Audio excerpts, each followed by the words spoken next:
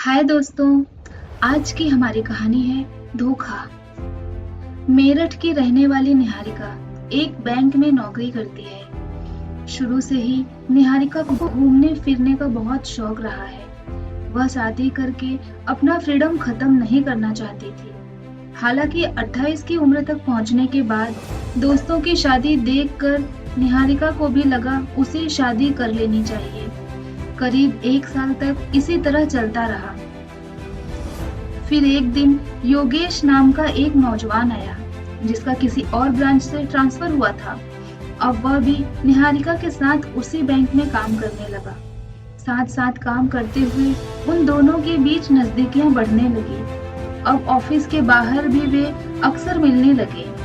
करीब 1 साल बाद योगेश ने निहारिका को प्रपोज किया। वह बहुत खुश थी।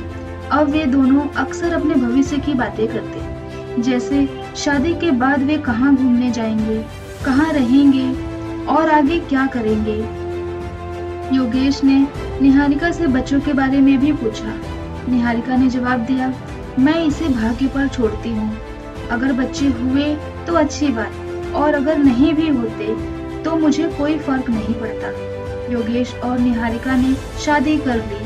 धीरे धीरे शादी को 4 साल हो गए। अपने दोस्तों के बच्चों को देखकर निहारिका का भी मन होता कि वह भी प्रेगनेंसी के लिए कोशिश करे। एक दिन उसने योगेश से कहा, बच्चों को लेकर मैंने अपना इरादा बदल दिया है।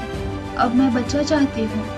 पहले मैं इस बात को लेकर उलझन में थी, लेकिन अब मैंने इस चीज के लिए पूरा मन बना लिया है।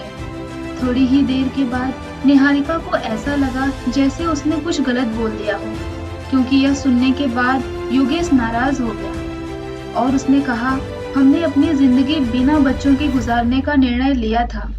बच्चा होने के बाद हम घूम फिर नहीं पाएंगे। कुछ दिनों तक दोनों में इसी तरह बहस चलती रही। फिर एक दिन अचानक योगेश ने कहा, वो भी इसके लिए तैयार है और हमें बच्चे के लिए कोशिश शुरू कर देनी चाहिए। यह सुनकर निहारिका खुशी से पागल हो गई। शुरू के 6 महीने तो अच्छे से गुजरे, लेकिन उसके बाद टेस्ट और डॉक्टर्स के अपॉइंटमेंट का जो सिलसिला शुरू हुआ वो रुकने का नाम नहीं ले रहा था। बहुत कोशिश के बाद भी निहारिका प्रेग्नेंट नहीं हो पा रही थी। उसकी सारी रिपोर्ट नॉर्मल आती थी। उसकी डॉक्टर ने कहा, प्रेगनेंसी में 1 साल का समय भी लग सकता है, उसे परेशान नहीं होना चाहिए। आखिरकार देखते देखते 1 साल निकल गए, मगर निहारिका प्रेग्नेंट नहीं हुई। अंत में डॉक्टर ने निहारिका के साथ योगेश को भी कुछ टेस्ट कराने की सलाह दी। निहारिका ने योगेश से जब अपॉइंटमेंट बुक करने को कहा तो वह बुरी तरह भड़क गया और उसने गुस्से में कहा, जब बच्चा नहीं हो रहा है तो हमें उसके लिए कोशिश छोड़ देनी चाहिए। इस बात को लेकर दोनों के बीच बहुत लड़ाई हुई। कई हफ्तों तक दोनों में बात नहीं हुई। फिर एक रात अचानक योगेश ने जो बात कही, यह सुनकर निहारिका के पैरों तले जमीन खिसक गई। योगेश ने बताया, उसके पहले भी एक शादी हो चुकी है। इतना ही नहीं, उसकी पहली पत्नी बच्चा नहीं चाहती थी। वो प्रेग्नेंट ना हो सके, इसके लिए योगेश ने नसबंदी करा ली थी। निहारिका को अपने कानों पर भरोसा नहीं हो रहा था। ऐसा लग रहा था योगेश कोई और ही भाषा बोल रहा है। वह अच्छी तरह जानता था कि उसकी वजह से निहारिका का प्रेग्नेंट होना संभव नहीं है। फिर भी वो उसके साथ झूठी कोशिश करता रहा।